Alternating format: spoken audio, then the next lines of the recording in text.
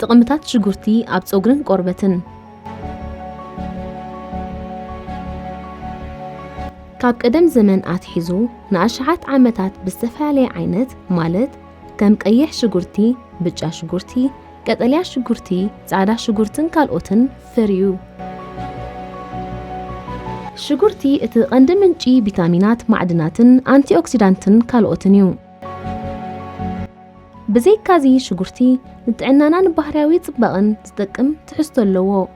ሽጉርቲ እቲ ዝበለጸ ምንጪ ቪታሚናት A፣ Cን Eን ብምዃኑ ይሕበር።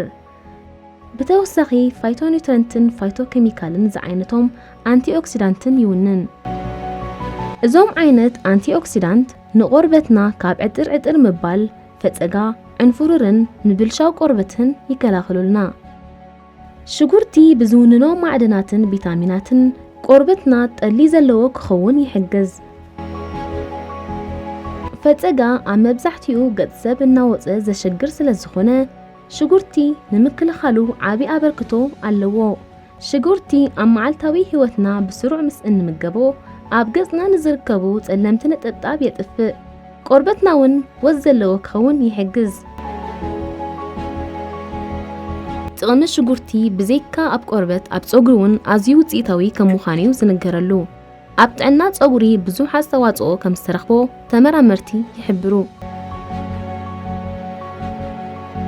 ሽጉርቲ ንዝተበላሸወ ፀጉሪ ኣመዓራርዩ ጽቡቕን ሰሓብን ክኸውን ይገብሮ። ብፍላይ ንዝተቆራረፀ ዝረገፈን ፀጉርን ከም ዘመሓይሽ ይፍለጥ። ብፍላይ ንዝተቆራረፀን ዝረገፈን ፀጉሪ ካብ ምፍሕሻውን ፎሮፎርን ብርሕን ከም ዘመሓይሽ ይፍለጥ። ሽጉርቲ ንዝተመልጠ ርእሲ፣ ንዘሳሒ፣ ንዝረገፈ፣ ንዝረቐቐ፣ ንዝደረቕን ፀጉሪ የመሓይሽ። ሽጉርቲ ምስ እንምገቦ ጥራይ ኣይኮነን ኣብ ፀጉርና ይኹን ቆርበትና ውፅኢታዊ ዝኸውን።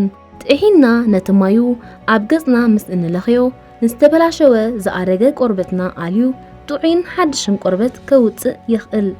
ነቲ መማዩ ኣብ ርእስና ምስ እንለኽዮ ድማ ነቶም ፎሊክል ወይ ከዓ ጭርታ ናይ ርእስና ቀረብ ደም ይውስኸሎም እሞ ዕቤት ፀጉርና ክውስኽ ይሕግዝ። ብተወሳኺ ነዚ ኣብዚ እዋን እዚ ተኸሲቱ ዘሎ ኮሮና ቫይረስ ድማ ካብ ዓይነት ሽጉርቲ ዝኾነ ጻዕዳ ሽጉርቲ ንናይ ምክልኻል ዓቕምና ሓፍ ከብሎ ከም ዝኽእል በጽናዕታት ይገልጹ።